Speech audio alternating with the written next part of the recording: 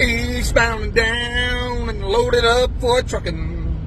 That's what the song should be playing, but I'm not going east, I'm going west. Hey everybody, Whitetail Guy.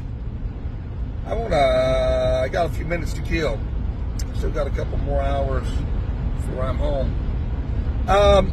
This has been really asked probably. I was thinking about it as I was driving. What one question gets asked the most? Now there's several that are pretty close, but this one probably is number one. Okay? So let me help you. And I understand I get new followers all the time, and they don't, haven't seen many of the videos. So I try to be patient with them and say, I've already answered that. So let me answer again, in case you've never heard me say this or discuss this. The question is this.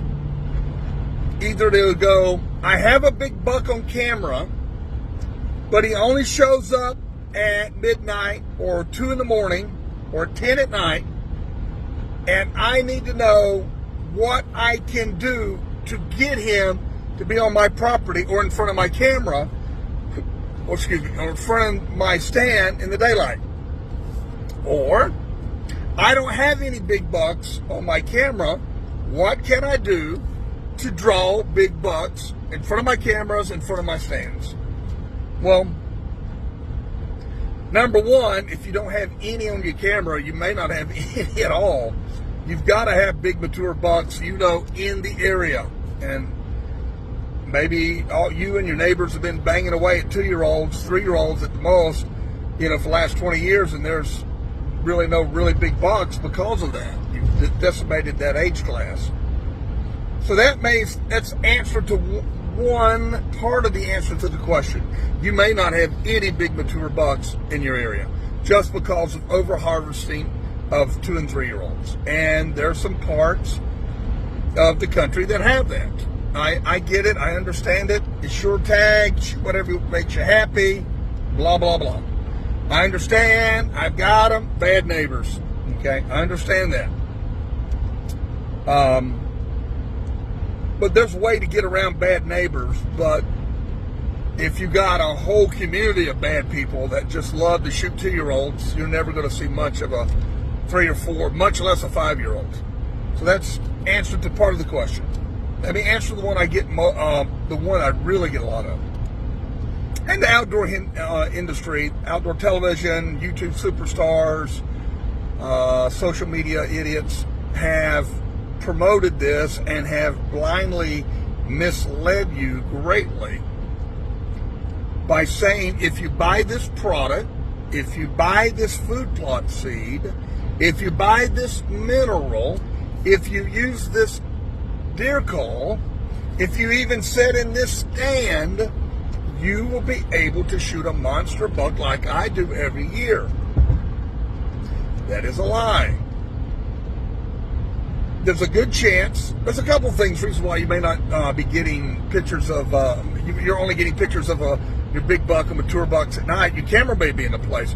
A lot of people don't know how to use trail cameras. They just think pour in mineral, or if it's legal, pour in corn or whatever in front of the camera, and they show up at 10 o'clock, 11 o'clock, 2 o'clock, or whatever. And trail cameras can do a lot of the legwork and actually help you keep your deer in daylight if used properly. But it's even deeper and bigger than that. You may not have the things on your property to help secure a buck's presence all the time. So let's go back. It may be because maybe he is on your property in the daytime. Let me turn my heat down. It's got hot. Maybe you do have the thing. Maybe he is visiting your property, your 20 acres, 40 acres, 100 acres, but you just don't know, you don't know where to put your cameras and you don't know where to put your stands. So you and him aren't going to, by chance, meet ever. All you know is that you at front of your property, you got this big corn stacked up 2 feet high, and he comes in at 2 a.m. and you think he's nocturnal, or, he's not on you. Maybe. Maybe not. But let's go deeper. there are things, and I've said this, man, you have to provide the whitetail. And we're going to dive into this year. That's why you need to subscribe when I offer it up here in about 2 or 3 weeks. 365 with the Whitetail Guy. It'll be a channel for subscribers, and you literally are going to I'm going to walk you through the whole year of preparation, deer ecology, deer hunting preparation, deer hunting experiences, 365 from January to December of 2025. You have to provide for a whitetail deer food, water, security. And then you have to understand deer ecology. You have to understand that has to become part of your arsenal. Not the latest fad, not, getting up in a saddle or buying Uncle Jimmy's miracle mineral or Larry's sweetened corn. It's way deeper than that. And you have to understand the structure. We're going to cover this in January. It's going to be one of my things I'm going to discuss on my podcast that I'm going to start in January. That understanding the deer family. A lot of hunters don't understand the family structure of the whitetail deer.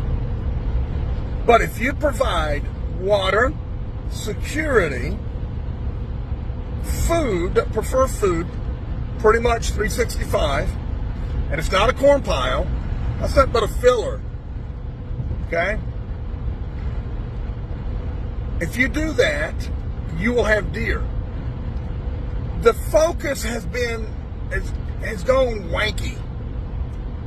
Your number one concern should be keeping and maintaining does on your property year round. And not just 2 or 3, a lot. A lot. That's why I don't shoot does. With EHD, I'm not talking about stupid CWD, a made-up disease like COVID by the government to control people. I'm talking about EHD blue tongue, which really only affects the Midwest states. I'm talking about EHD, coyotes, bobcats. Some of you have bears. Some of you have wolves. Then you've got cold winters, hard winters. Then you've got douchey neighbors that's blasting away and shooting everything that moves. And you got, an injury, car accidents. They get injured, bucks get injured during the run, don't recover, and they die. So there's a lot vying for the doe, man. A lot. Predators, disease, weather, and it takes a toll, man. So they don't need me hammering on them. They need me to provide a home for them so they can live on me. So they can be my decoys. They can be my magnet to draw the bucks in. I don't know where the hell this war on does happened, man. I just don't. We're just so ass backwards in the outdoor industry. I don't know what happened. I think that's why I started this, because I'm just old enough and cranky enough. The old guy, get off my lawn. I just had enough of it. Anyway, I'm digressing. Listen, there's no secret formula. Okay?